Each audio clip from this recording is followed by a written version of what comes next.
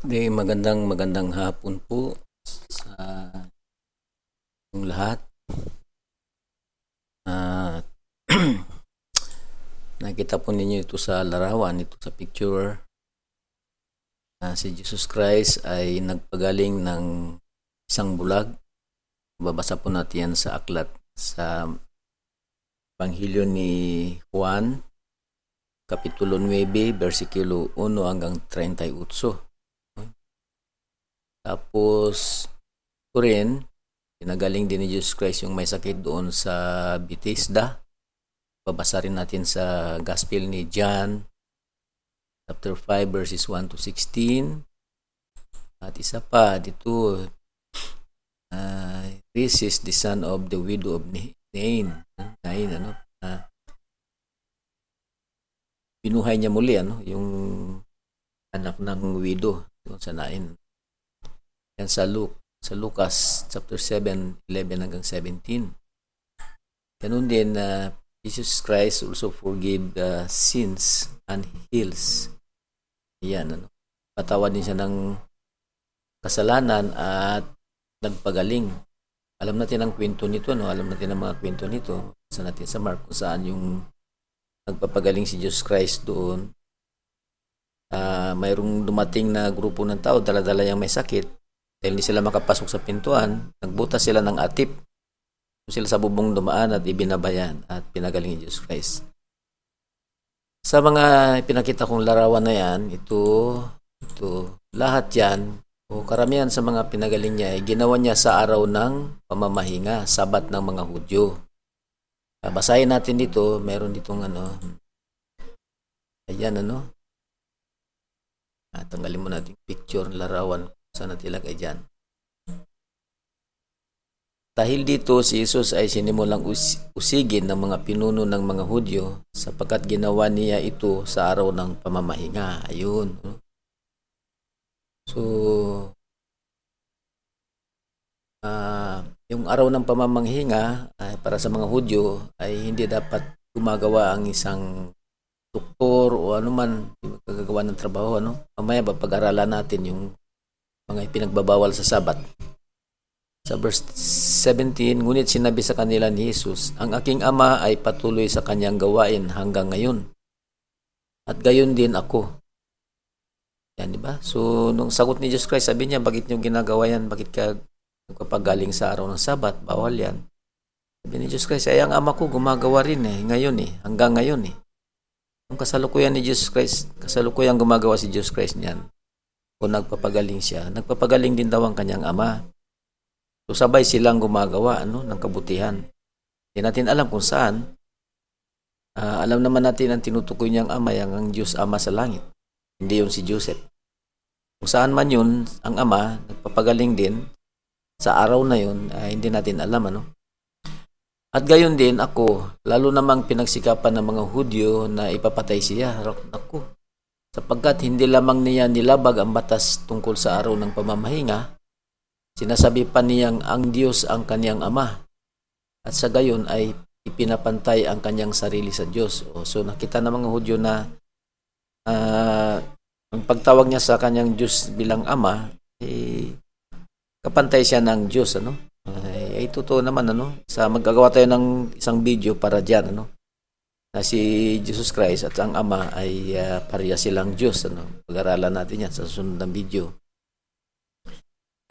Bago ko pala ipagpatuloy, ako pala ay hindi isang pastor. Hindi ako pastor. Isa lang akong ordinaryong mamamayan. Nag-aaral lang ako ng Ebanghelyo.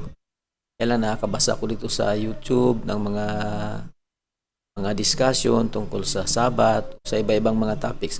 So napag-isipan ko magawa rin ng aking sariling presentation. Ayun na. Bahala na kayo, Wala naman tayong sinasagasaan dito. Ang sa akin ay mag-aaral tayo, magbabasa mula mo doon sa Biblia. Ginagamit ko yung King James Version. At ang Biblia naman na gamit ko ay ang kahit anong mga Tagalog dyan sa online, ginagamit ko yan. Pero mas preferred ko yung King James Version. At ako pala medyo nakatingala kasi nga yung laptop ko wala ng display. Kaya ikukunik ko dito sa laptop, sa TV, kinukunik ko gamit ang HDMI. Kaya sa TV doon nagdi-display. Kaya yung TV medyo mataas kunti. Ang camera ko nasa baba. Kaya nakatingala ako. Pagpasensyahan nyo na po. At ito ay every 10 minutes na puputol ang aking video. So, susundan nyo lang yung pag biglang naputol, susunod na video nandun, tinutuloy ko yung talakay, yung mga tinatalakay ko. Yan, ano? Okay, ayun, yung Jesus Christ, napapansin natin dito na hindi siya sumusunod sa sabat ng mga Hudyo, ano? Kaya galit na galit ang mga Hudyo, hindi niya ito sinusunod.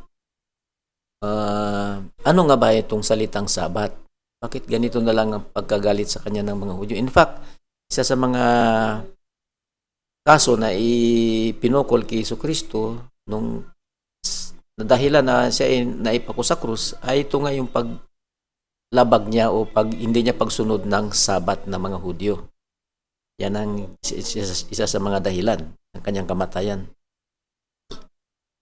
Bagamat ito'y nakatakda, pero yun nga yung kaso na binigay sa kanya, yung Sabbath breaking. No?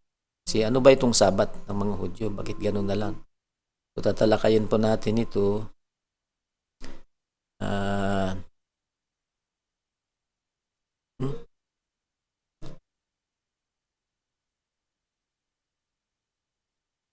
Yan, ano? Dito. Ito yung ano ko yung lisod. Yan. So, ano ang ibig sabihin ng salitang Sabbath? Okay. Ang salitang Sabat ay mula sa salitang Hebreo na ang ibig sabihin ay pahinga. Ayun. So ang Sabat ay hindi pangalan ng araw. Kundi ito ay Hebreo word na sa Tagalog ay pahinga, kung sa English ay rest. Pag sinabi Sabat, sabihin pahinga. Magpahinga ka ngayon. Ibig sabihin, magsabat ka ngayon. Diba? Pag pagod ka na, magsabat ka. Pahinga ka eh. So, sabat, no? Bakit kailangan nating i-keep? Bakit kailangan natin ipangilin at pabanalin ang araw ng Sabat o pahinga? Diba? Bakit kailangan natin? Yun. So, kasi nga ito ay utos sa atin ng Diyos na dapat nating ipangilin at pagbanalin. Yan, yung araw ng Sabat. So ito, sa Exodus chapter 20 verse 8, sa isa sa mga 10 utos, sabi ng Diyos ay, remember the Sabbath day to keep it holy. So sa Tagalog, alalahanin mo ang araw ng Sabat upang ipangilin. Wala na yung huli doon, nawala, no? Pangilin, yung nung keep, pangilin, ano? Pero yung huli, wala. Kaya gumawa ko ng sarili ko ito. Alalahanin mo ang araw ng pamamahinga at panatilihin itong banal. Dapat ganun siguro eh. Ewan ko kung bakit ganun itong pagkasalin nila sa English. Marami kasing pagsasalin eh. Minsan nakikita ko hindi word for word. Siguro ganun siguro. Tingnan natin. So, basta ang sabi, ipangilin at pagbanalin ang araw ng Sabat. O, ayan.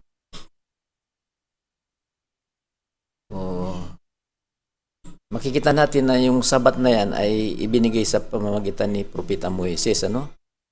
Moises para sa mga Israelita. Itong Israel kasi nagmula ito sa Egypt eh. Naging bondage sila doon, naging alipin sila sa loob ng maraming ilang daang taon. Parang around 500 years, ano? Silang bondage. At wala silang ginawa doon, kundi sumunod sa utos ng hari. So, hindi sila makapag-practice ng kanilang pananampalataya. At yung Egypt, sa kasamaang palad ay mga pagano, nagsasamba sa mga Diyos-Diyosan. Kaya nung pinalaya sila ng Diyos, pamamagitan ni Moises, binigyan sila ng mga kautusan na itong susundin. Yan. 10 utos. Yan, isa na yan yung pagbabanal ng Sabat, no? Araw ng pamamahinga.